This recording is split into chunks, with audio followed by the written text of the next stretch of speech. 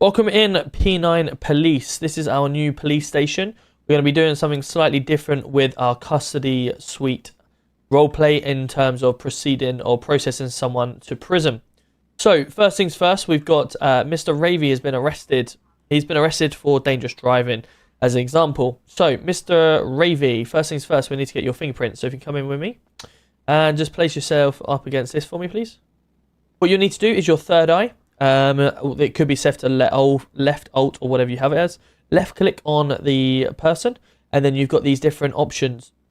You will need to do fingerprint person, but before you do so, you need to make sure you have on you the fingerprint scanner. You also need your DNA sample field swab as well, and various other things on you in order for it to work. Once that has gone through, you will then get a fingerprint reader printout, which is here. You can then go to use, and you see the fingerprint ID there. I have just added a note, which you can do from here, and I've just put it as Carl Ravy, so I know that it's his DNA. If I drag to use again, I then click the fingerprint ID, and then I go on to the MDT, so /MDT. I then, the nice new MDT, you go on to search, and then you go down to fingerprint on the search, and then you copy V for it, paste, and it comes up with Mr. Ravy. Everyone does have their fingerprints in the system already, so it will find the relevant person, but that's all they have. It has got their phone number, what they are, and various other items. They've got their licenses. They've also got convictions involved, tags, weapons, vehicles, etc. So now we know it's Mr. Ravy. We come over here and we're going to upload some video footage or some photos, MDT. Go into our MDT. We can then click to add an image. Once you've got your image, you update it, and then you click it there, so you can expand it, so you get to see what he looks like. Once you're happy with that, right, let's go to get some DNA from you. We come out of this, you can escort people at the time, just make sure you lock in the doors. We then come through to our medical room, which is our FME. Sit them on the bed, come over here, and then you can do your /E suitcase is normally the best one to do.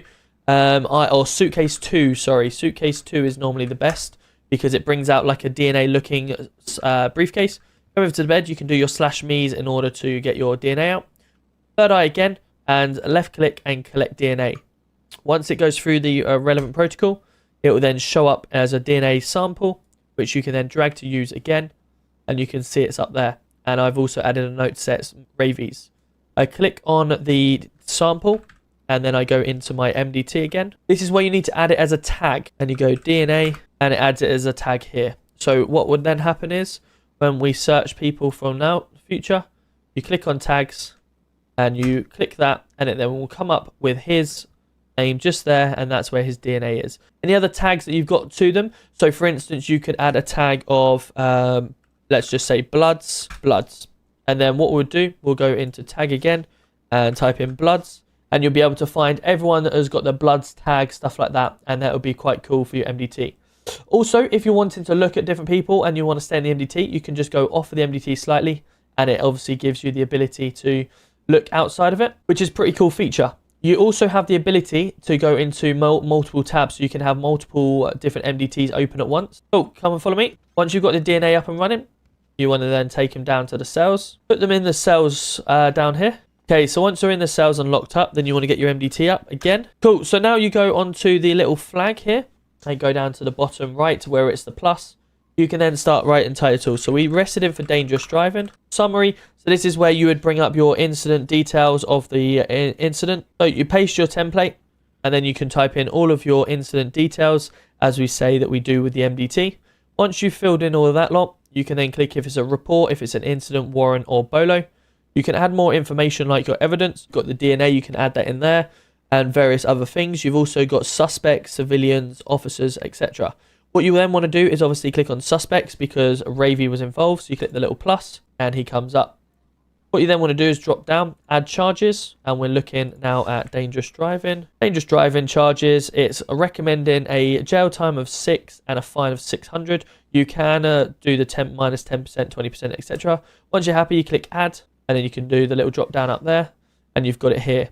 Now we've got a fined or guilty. So if we're happy, or you can add more accounts of it as well here. So once you're happy, you click submit report. What we then want to do once you're happy, so Ravi, if you want to follow me, just stand on this sticker just here for me, please, buddy. Come around to the top, and this is where you act as your custody sergeant if there isn't one available. Right, Mr. Ravi, today we are looking at dangerous driving. We have a 6-month sentence in prison and a £600 fine. How do you plead to your charges? Guilty. Guilty, fantastic. You look at his ID above his head, 15. Okay, so once you have bailed him through the F6 menu, go down to bill and type in the amount that it is, click confirm, and it will then look to pay it. Once you've done that, you go into your MDT, click up the incident again. So you want to edit first, click on him, click find. Yes, he was fined. Is he guilty? Yes. Update the charges. You want to sentence him. You'd come back in here. Mr. Ravi, we are sentencing you for 6 months in prison. Is there anything we can do before we sentence you? No, thank you. To sentence someone off, what you need to do is /jailcp. It will bring up this lovely new menu that we have. We've got in here prisoners that are currently in prison and community service and log. To sentence someone, you click add sentence. You then find the nearest player that is obviously going to be sentenced. You click the jail time for however many time. The reason, you can put obviously the reason for it, and you've got jail or community service. We're only going to be sending people to community service if it's for petty crime and it's under 10 months. You then put whatever time it's going to be for community service on here. So if it might be 3 or 4 minutes, then obviously you put that time there. When you're sentencing someone to jail, the same thing, however long it's going to be, and you sentence them. With community service, they don't disappear. You do have to make them go to the city hall. They have a certain time to complete their task. If they don't, they get sent to prison automatically. You've got an option whether you want to drive them to the city hall to make them start it, or you make them make their own way there. That is entirely up to you how you do it. But again, jail him. You click one time, however long it is. I'm testing it, so I'm going to send him for 1 minute, and I submit it.